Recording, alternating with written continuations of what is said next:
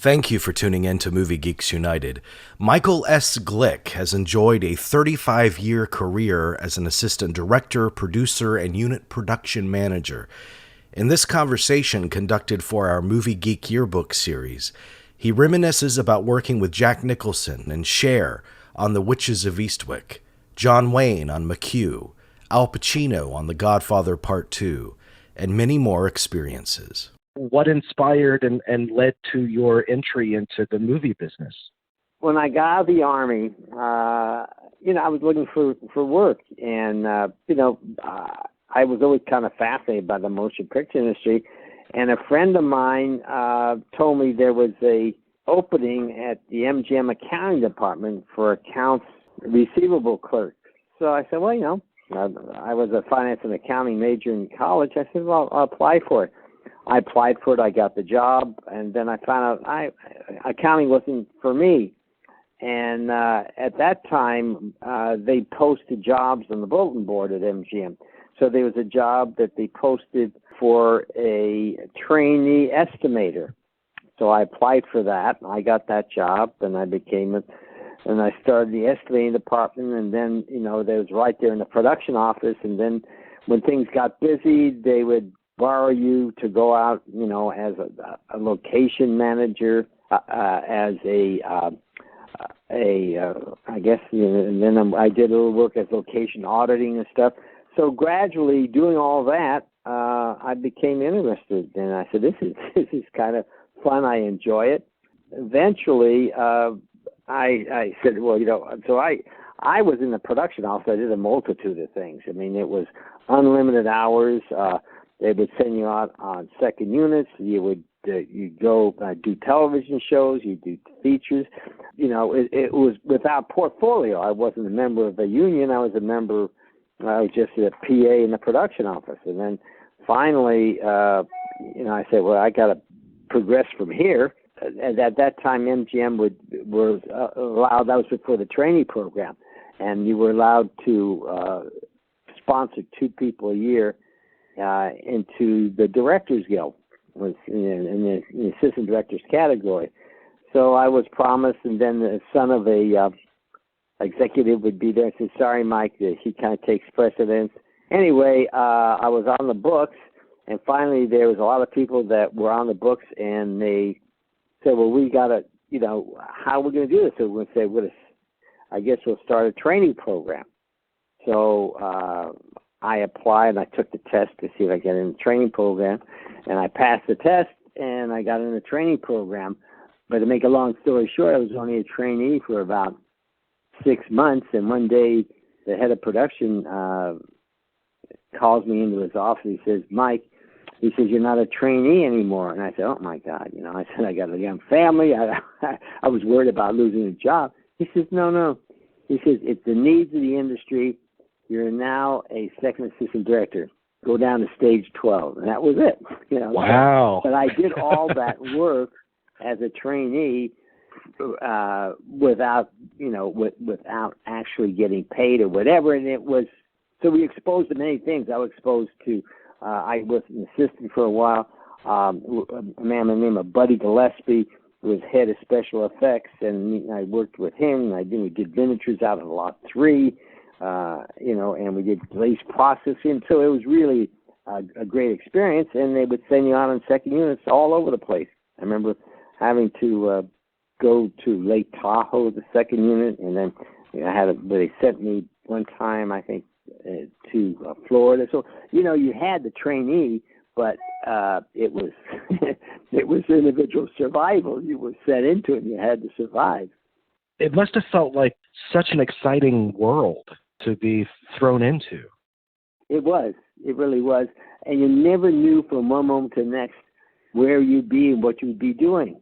I remember, I get a call in the middle of Saturday night, and they would say, okay, Mike, if you meet the plane at 6 o'clock in the morning at LA International, and if, for example, pick up the film that has to go to the lab, so you'd have to do that. And then you'd call some other time, we want you to go down to wherever and, work with the director, run around, do work for him. So it was kind of like you were at their mercy, and you would say, I'm not going to, this is all I know. I'm not going to say no to any of this stuff. So it was, and they took advantage of you because, small pay, unlimited hours, and a lot of work.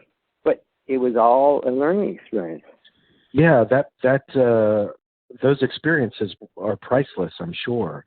It really is. I mean, one day, I remember where they did a picture called Run Silent and Run Deep and Torpedo Run, and I would be on stage 20, I think 26 or 27, where they had underwater work. You'd be there one day, the next day they'd have you going to Vasquez Rocks, and it was... Wow. And then you would go to, I remember going to, they needed some help on a show that I think it was called the Twilight Zone. He says, okay, Mike, he says, pack your bags. You're going to the Alabamas and Lone Pine. So you go there and you do that, and you go someplace else. So it was like unlimited. He said and they'd say to you, okay, we need a second unit. We need some help at such and such place. Draw some money, pick up the forms, then go. So.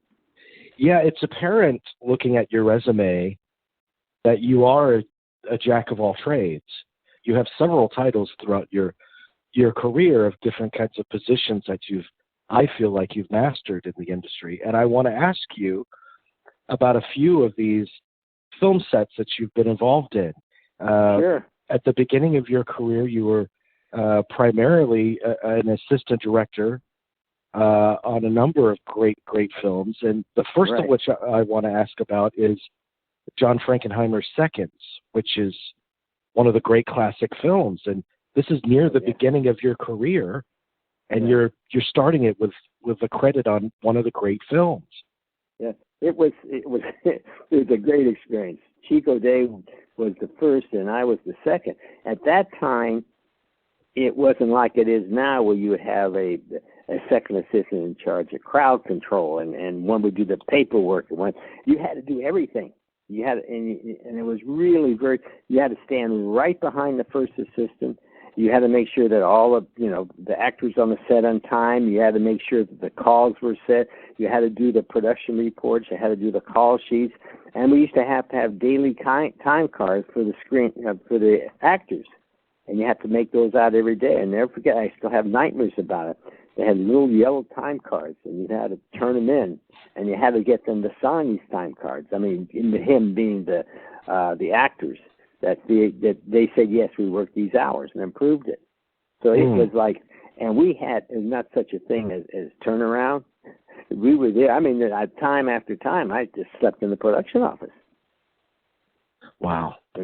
So it was, so you really, and if you needed some help, if you had big crowds, I remember Seconds, John Frankenheimer, we were shooting on Houston Street. And I had been in New York in the middle of the summer, and you had to control traffic, and the police department, the fire department, and you had to make sure everybody got their calls. And then transportation, you had to, transportation plots. So you had to pick up this person at such and such time, and equipment where you have to go. And so it was a full-time job.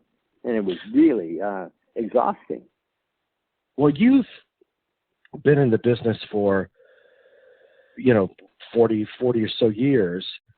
And, you are used to dealing with a variety of actors and stars. And I'm wondering, do you see a differentiation between that generation, the Rock Hudson generation and John Wayne generation, and this one? I think truly actors at that time, they knew their craft, and they were more dedicated. This is their life. I mean, a lot of times the more modern actors, they have a lot of the things that they have to do. They have publicity and all these other things that kind of, I wouldn't say interrupt there, but that they had so many other things that they had to do that you had to work around their schedules. Well, tomorrow I have to have, a special meeting with the publicity the day after and so on. And you had to deal with all those things. You had to be able to make changes and stuff. You had to explain it to the directors that, this is what's happening in a diplomatic way. You have to say to them sometimes, would you mind if we changed our, schedule a little bit, which would allow you more time to prepare, because we might have to utilize the services of another actor because this particular person is not going to be available. And it was a jigsaw puzzle. Yeah, and there was such a degree of mystery and mystique about those classic film stars because you didn't see them plastered on everything every single day. They weren't an open book. Yeah, but there was John Frankenheimer was a difficult director, and I also did Extraordinary Seaman with him in Coatzacoalcos, Mexico. But you'd go there, and the director wanted this, and you better be prepared. So and the actors, Rock Hudson was terrific, Solomon Jans was terrific. They were all really professional actors.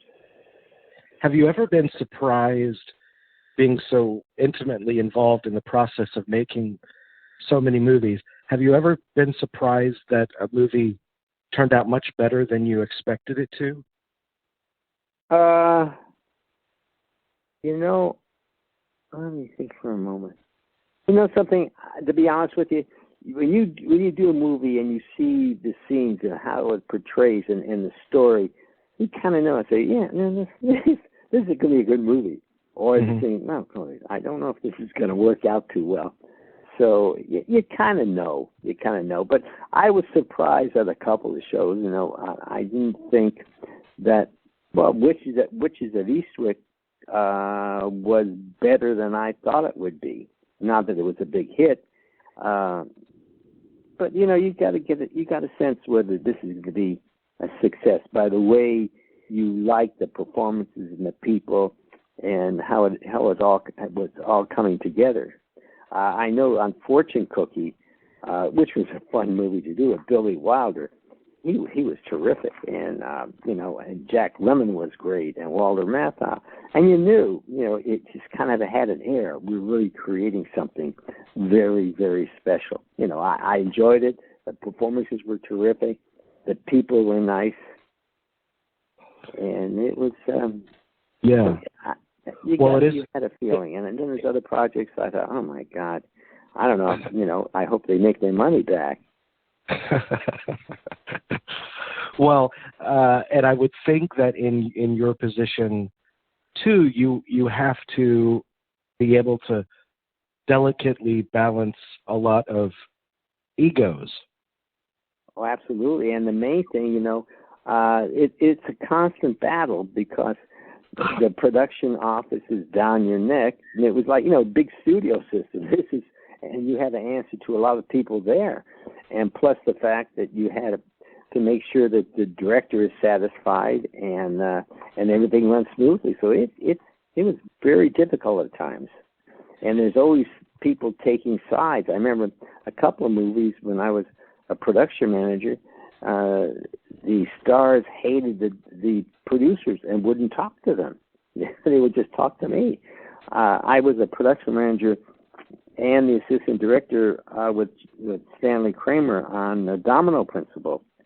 And I remember we were on a location survey, and we were in Chicago, and I get up early in the morning and make sure that what we're going to see on location that day correlates to certain scenes in the picture, so the director knows this is why we're going to this location. I remember so I used to get up early in the morning and sit down and have some coffee and some breakfast and plan the schedule of the day. And one time, Stanley Kramer is down and says, "Mike, may I sit with you?" I said, "God, it'd be an honor, Stanley. Please sit down." And he starts mumbling, I've never fired anybody in my life. I said, "Stanley," I said, "what's the matter?" He said, "I'm never going to talk to the producers again. You have to talk to them. I only talk to you." I said, so that was a tough situation. And the producers say, "What did they say?" I remember casting calls. "What did he say? What did he like? What did he didn't like?" And they used to say, "You tell him." I said, "Okay, I will." but it was a very awkward position.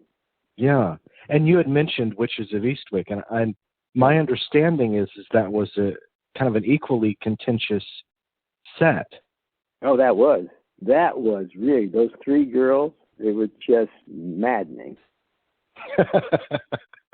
I remember, I don't know if we were doing, remember this one sequence where the three actors are levitating over a pool? Yes. And we did that on the Warner Ranch, and they built they had the swimming pool, and they built this big tent over the swimming pool.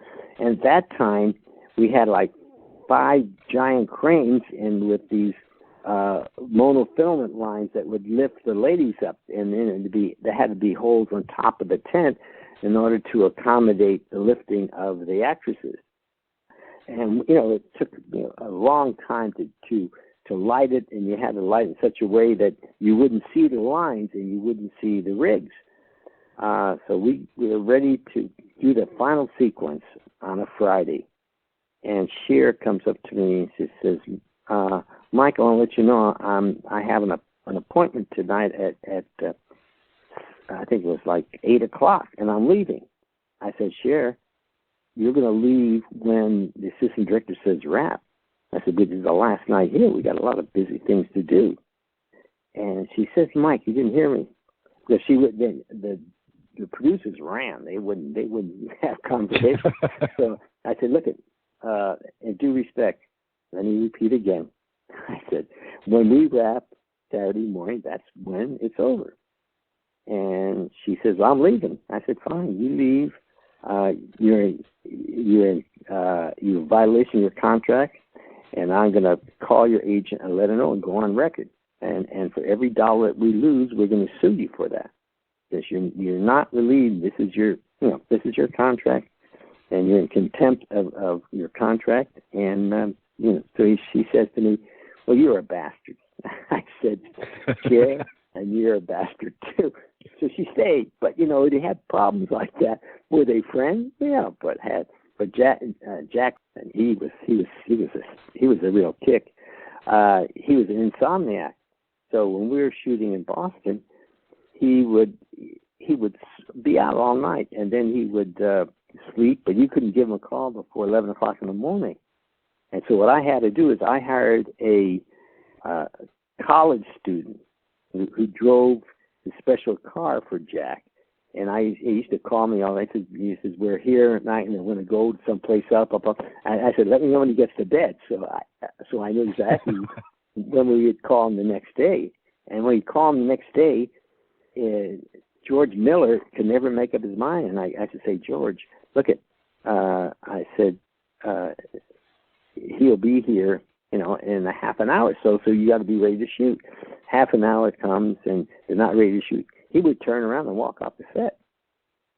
I said, George, we are waiting for him. When he comes, utilize him. And he's a brilliant man. I mean, he was a terrific actor. But he had certain set things to do. And the 3 girls loved him. I mean, he was the kind of leader of the group. Yeah. And yet, for all the problems, the movie turned out to be delightful. Yeah. The movie itself, yeah. It was, and then shooting in Boston, oh my God. The unions are terrible, and the Teamsters are even worse. God. We had a Teamster captain by the name of Billy Bratton, and we used to go on a location survey, and he would always take the longest way back from the location to Boston, because with their contracts, if you work any part of an hour, you get full hours pay. So I remember I said, after a while, I'd take a map. I said, Billy, I said, this is the way you're going to go. I said, you go to Gloucester on this highway, and you come back this way, and you turn this off. And he didn't like that. We were grumbling. So finally, and I said, on top of that, I said, Billy Bratton, I said, I want your time cards and all your driver's time cards on my desk every night, because they used to cheat with the hours. and they would have many more hours than they actually worked, and you'd have to sit there and have a confrontation, and they were really crooks. So he says, look, he says, Mike, he says, you'll get those time cards when I'm good and ready to give them to you. And I said, okay, Billy. I said, I want to let you know. I said, if and when you get paid, look who signs your check on the bottom right-hand corner. If I don't get your time cards, you're not going to get paid. He said, then we'll go on strike. And we were staying at a place called the Fenway, Cambridge, and this is the last few nights. We had to go into Boston proper. And he says, we're going to leave. I said, fine. Listen, Billy, look out the window. There's a circular driveway to Fenway, Cambridge, and there's 50 cabs lined up. I said, you can get the hell out of here. I'm going to I'll rent every one of those cabs and take us to the location and back. And I said, go. That's okay. He didn't like that. So he said to me, he says, well, you better not go out tonight. Right now. I said, Billy, I said, this is where I'm going. This is what I'm going to do. So, they were really, you had to really, and I felt badly because we had a Teamster from the West Coast, and they just beat the hell out of him. And so I used to, because, what are you going to do? Either he ran the company or I did. So that was, there's 101 of those. I mean, God, I worked in Thailand with the Australian crew, and that was another big. I did off limits. I was in Thailand for about 6 months. I did a lot of international because once you do a location show, they say, oh, he knows about that location. They keep sending you back there. I worked on 4 films in Mexico, all over. Did you have a favorite location to work in, or a city, or? I tell you something. I loved working in New York, only because the crews are tough. But, when it's a wrap, it's a wrap. You don't work out long hours in New York because of the rules and regulations. But, they would say, okay, we're down on Houston and West Side Highway or whatever. And they'd report there. And, you didn't have a caterer for lunch. You gave them money, and they'd break. And it changed since then. But you just give them money for lunch and say, okay, they'll be back in an hour, and they were. Wow. I've heard stories about British crews that they have to take tea breaks at certain times. Oh, yeah. At the end of the day, they're definitely out of there. Yeah, I did 2 pictures in England. Emerald Force, which we shot in Brazil, and Champions, which we shot all over England. And they would have the bangers at 10 o'clock. And if you wanted to go overtime, you had to meet with the shop stewards, and they'll say either yes or no. And they brought everything. When we worked in Brazil, they brought their own caterer, and they bring their own food and stuff. I say it was really kind of crazy, but they were good. John Borman, he was a real animal. He ran into every place. They worked hard. But, they had their bangers. They have their mid-afternoon tea. And, when they break for lunch, sometimes they have a quick shot or two. But, and then it was, their whole the titles of different people vary so much from us. They would say, what was it? Hot side grip, and they would say, a Sparks, and they would say focus puller, and the continuity clerk, and so there's a lot of different things. You had to learn their vernacular. The first year that our series will open on the year 1970, and then we'll also look at the 60s and later on in the 70s. But 1970 is the first year we're going to do an episode on, and I don't know if you have any memories of your work as an assistant director on the movie Tick, Tick, Tick. Oh, God, yes. In Colusa, California. Absolutely. I remember that with Jim Brown. Yes. He was a tough guy. And, the producers, they were kind of afraid. And also, we lived we stayed in Yuba City, and he had an apartment, or I guess a hotel, a motel room right next to mine. And then for the first about a week or so, you know, I would give him his call and everything, and he would really be pretty surly. So finally one day I said, I said, how am I going to get to this guy? And I looked up to him, and he's a giant of a guy, and I'm looking up to him, and I said, Jim, and I looked right in the eye, I said, if you ever hit me and I find out about it, I'm going to be very unhappy. And he laughed. I said, okay, let's break the ice. And I said, this is your car, this is your driver. I'll give you your call. You know, your other time is on your own. He was terrific, you know, once you broke the ice. Yeah. But I'll never forget that. If you ever hit me and I find out about it, I'm going to be very unhappy. I like that movie. I like that movie, actually. I just watched that movie last week, and I liked it. It was very interesting. It was, that was what they had. Video West. That's the first time they had a playback on a video. So we'd shoot and have a video camera right alongside the BNC camera. The only problem is that it wasn't through the lens, so there was a little distortion as to the picture that you saw in the video. It wasn't the same actually that you saw when you watched the actual dailies. So it was you'd say, well, that was good. He says, no, it wasn't. And they have to remind them. I said, it's not through the lens of the camera. It's on the side of the camera. So there is a certain difference in the position. So, every time they have a shot, they had this 2.5-ton truck that everybody'd run in there, and they'd be dark, and you'd watch. You know, you watch the replay, and you go back out again. So it was unique. It was the start of that video playback. Yeah. Tell me about your experiences with John Wayne. He was a terrific guy. He was wonderful. He always used to say, I always wanted to be the earliest person on location.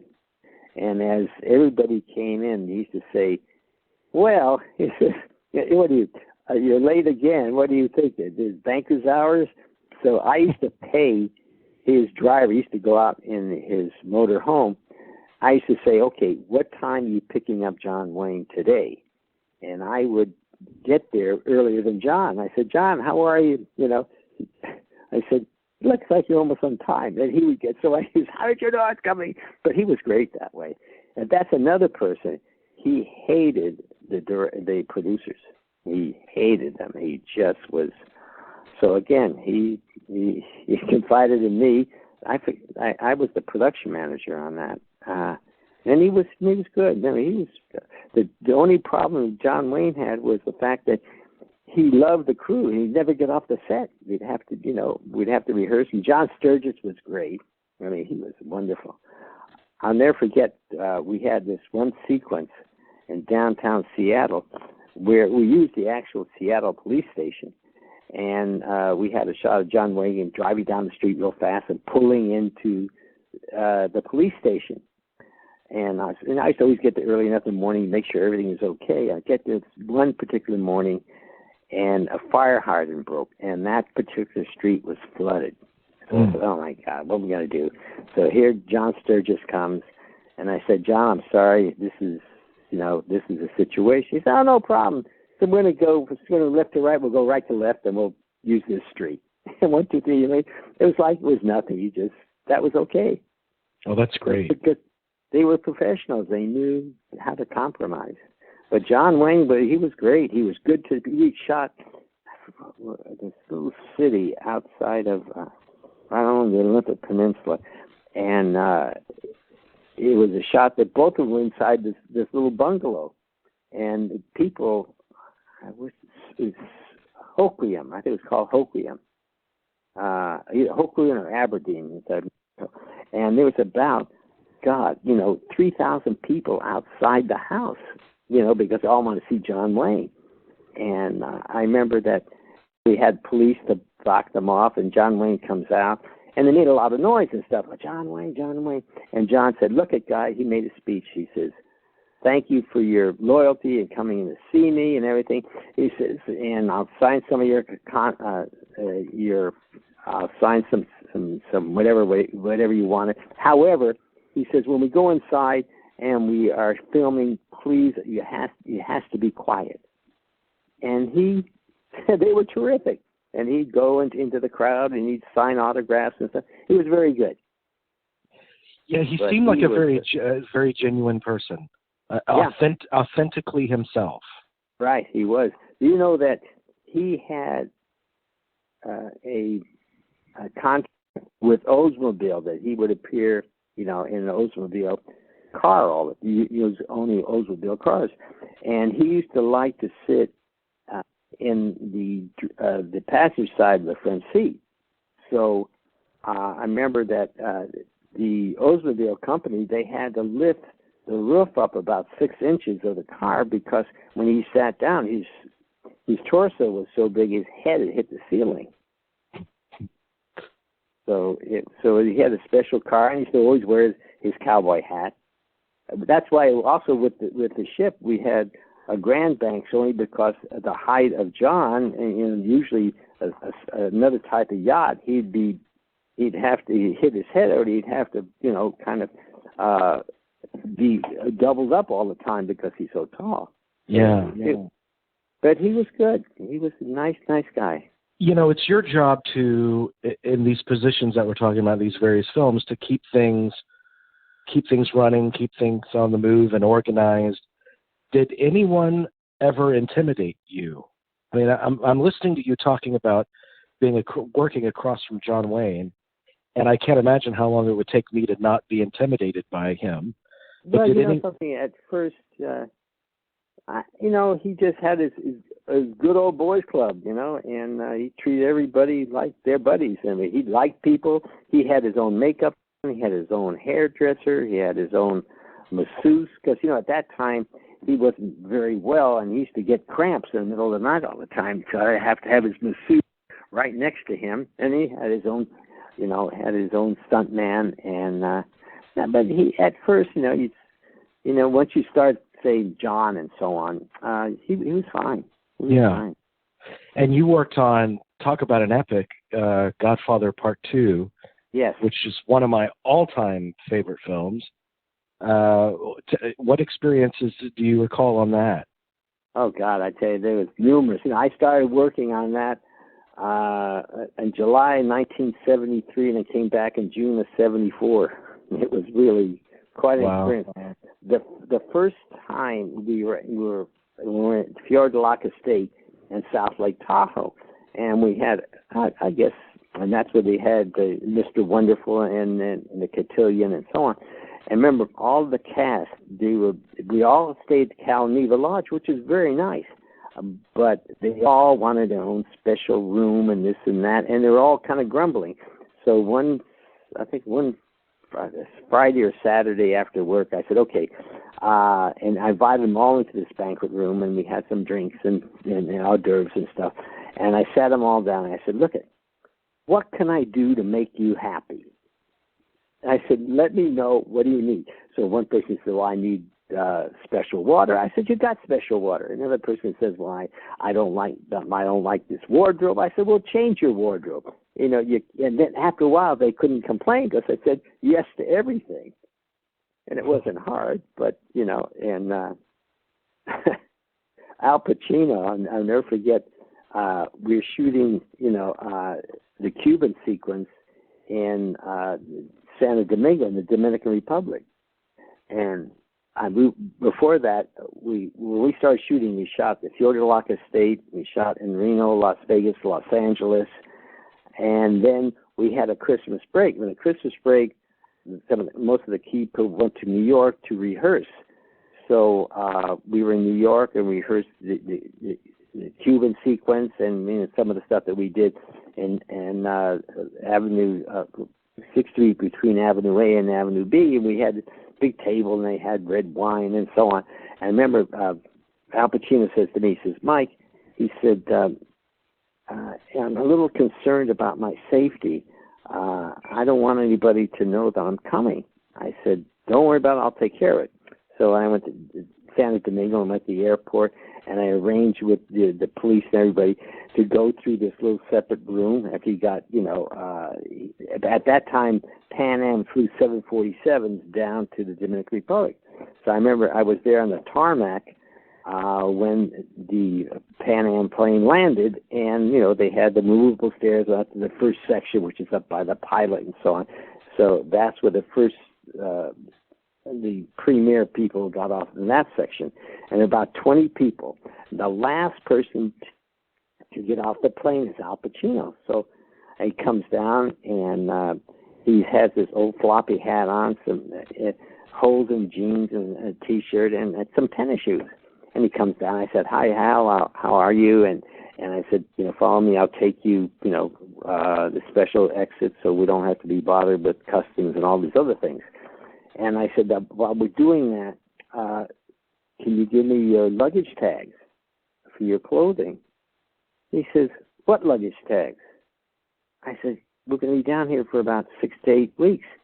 I said, Did you pack anything?" He says, "No, I didn't pack anything." So I had to get the wardrobe person to give him a whole set of wardrobe and from toothbrushes to hair.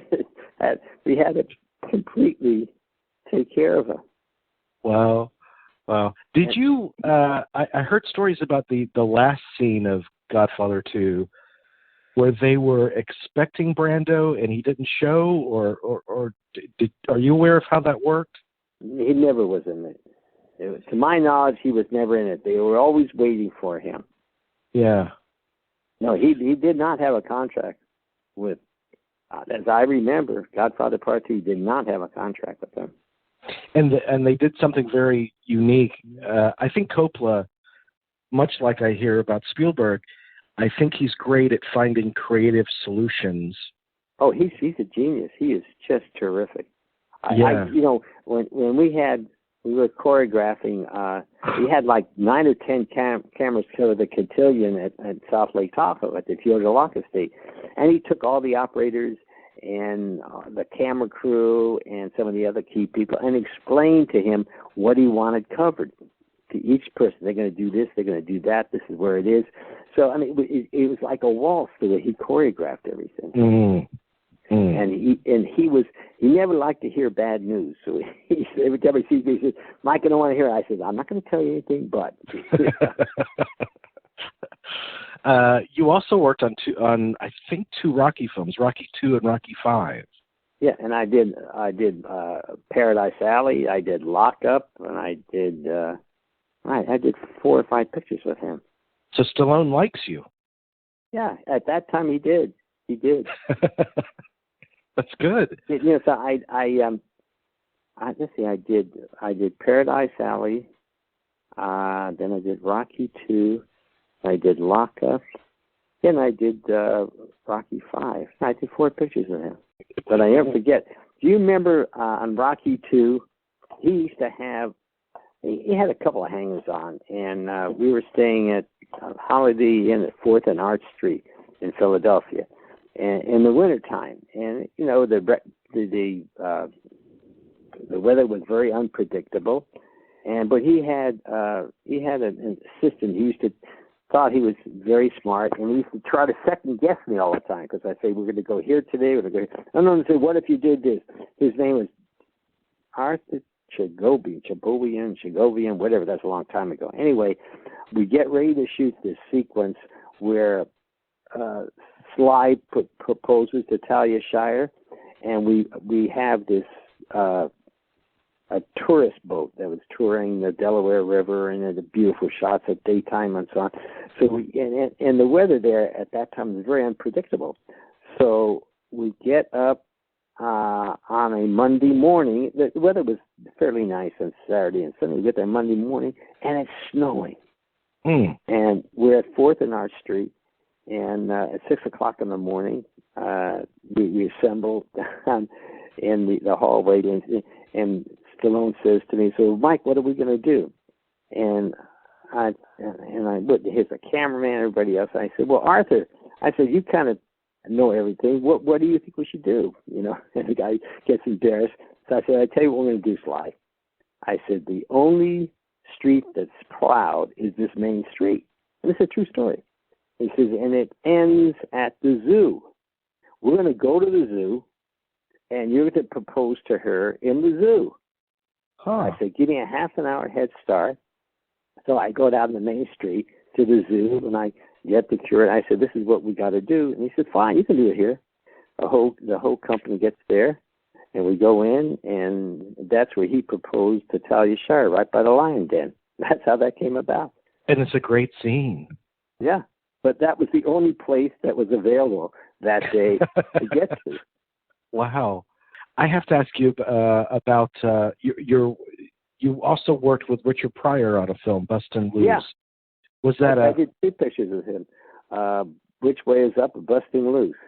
Yeah. Was that a harmonious relationship? Absolutely. It was, something.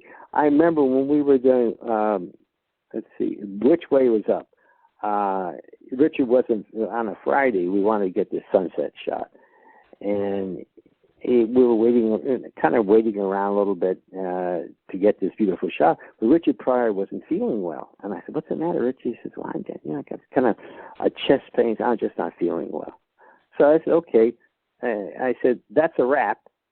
And Richard said, what do you mean? He says, listen, the sun sets every day. If you're not feeling well today, we'll do it another time. That's all right. Don't worry about it. And at that point, from that point on, I could do no wrong. So that's when after we finished Which Way Is Up, then he says, I want you to produce Busting Loose for me. So he was fine. He was fine. Yeah. He used to call me a boss man. I was there, doing my job. I'm a working stiff. So yeah. He used to say, Masa, what are we doing today? And I said, okay, this is what we're going to do. And we had a young black director who was terrific, and I'm sorry his name escapes me now. On Bustin' Loose? Yeah. His name was Oz Scott. Oz Scott, yeah. That was, I think, his first film. Anyway, he was totally intimidated by Richard Pryor and so on. So I used to say to him, I said, look, all you need to do is I'll do all the driving shots, the approach to a location and leaving locations, getting inside, and then you do the dialogue with Talia Shire, her and him only. So I used to do the second units and do all the traveling shots. So it kind of worked that out, and he just did the shots with the principals. You were involved in one of my favorite movies from the 90s. It's kind of a top 3 movie for me, and that's The Doctor. Yeah. Oh, I adore that movie. Yeah, that was an interesting film. She was very good. She was very good. Randa Haynes. Yeah, she was very good. And Randa Haynes was good. I mean, it was we shot in San Francisco. We shot at Pyramid Lake outside of Reno, Nevada, and we built the whole interior of the hospital and a warehouse in Santa Clarita. Just we had to do that for a price, and to shoot it at Disney and rent stages at Disney, it was impossible. It was just too expensive. So I said, okay. I went to this open warehouse in Santa Clarita. I said, this is where let's build a set there. So we designed everything. We built that set, and we shot most of that interior right on that stage. It was, and then I remember we were shooting. We had this one sequence where the pigeons fly off. And we were set to do that in San Francisco. Well, to get to the top of the building and try and get these pigeon, and it was a very windy day, it would never work. So I said, listen, let's hold this off, get back to Los Angeles. So we kind of did that as a second unit shot after the finished principal photography. Yeah. It's interesting with locations because as I was watching Tick, Tick, Tick, for example, I mean, you just said that you shot that in California, and it's meant to appear to be a sweaty southern town. Right. Colusa, California, that's the rice-growing center of the United States. It looks more like a southern town than most southern towns. Had that big square, and we actually shot at the sheriff's station. Oh, wow. We shot down by the levees. It looked very much like the South. And I heard that I don't know if you recall this, but I heard that the exterior of the courthouse that was used was the same one from To Kill a Mockingbird. I don't know about that. It could have been. It could have been. I wasn't familiar with that, to be honest with you. Yeah. So what did you? I thought that To Kill a Mockingbird, that they did that at the courthouse in Stockton, California, but I could be wrong. It could be. I know. I just read that it was the exterior. Maybe they shot the interior in Stockton. I'm not sure. But so what are you doing now? What occupies your passion? Something. What I'm doing now is I taught at the American Film Institute for about 6-7 years. But I personally think that, and that's my opinion, I think it's a waste of time because the only way to really learn and do things is to do it, and to have book knowledge and stuff like that. You got to have the practicality of actually experience it. But I taught physical production. How to deal with unions, how to deal with agents, how to work with cast, how to make schedules and do budgets and stuff like that. But most of the kids didn't want to do that. They wanted to be creative producers. That's all they cared about. And so after about 6-7 years, I said, something, they don't really want to know what I'm teaching. So I said, so I retired. But since then, I'm doing volunteer work. In fact, I just came back from the motion picture home. I volunteered there, like when I'm in town, like Tuesday through Friday. But on Mondays, I volunteer at the Providence Tarzana Emergency Room. So it keeps me pretty busy. Yeah. Tell me a little bit about the motion picture home, because I don't think people are aware enough about that, especially movie fans that might be inspired to support that cause. It's a fabulous place. Mary Pickford and Douglas Fairbanks Sr., bought this property many, many years ago, and it's involved, and then they say we take care of our own. They have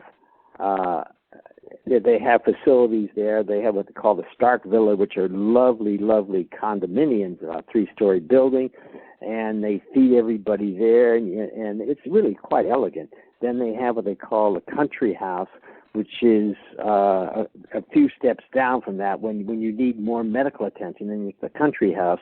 Then they have the Lodge, and then they have critical care. They also have an area for, it's called Harry's Haven, for people who have mental problems. And it's terrific. They take if you qualify to go there, of course, if you can afford to pay for it, you pay for it. If you don't, you're there. What they do is they'll give you free board and care, and if you have a pension, they'll take the pension, and Social Security, they'll give you a salary, not a salary, but just an allocation of monies each month to take care of. But it's terrific. They have a television channel, Channel 22. There's a lot of very talented people that are there, and it's a wonderful way of life. And this, they do have what they call the Saban Center, which is a terrific. They have a beautiful big swimming pool, which is heated to 86. So for people that have arthritic problems, they able to work there in classes. They have all sorts of classes, yoga classes and stuff. Now, in order to qualify to live there, you have to have a certain number of years in the industry itself. Whether you're a grip or electrician, craft service, an actor, special effects, assistant directors. So it's a lot of very wonderful, famous people. In their later years are there, and they have a great life.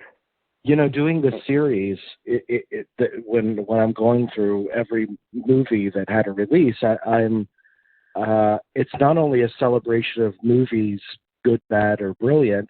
It's a celebration of the people that make them, and that's not limited to the actors or the directors. Thousands of people that we don't know of that entertained us for years and years and years. So it's great to hear that the industry has a place where it takes care of its own.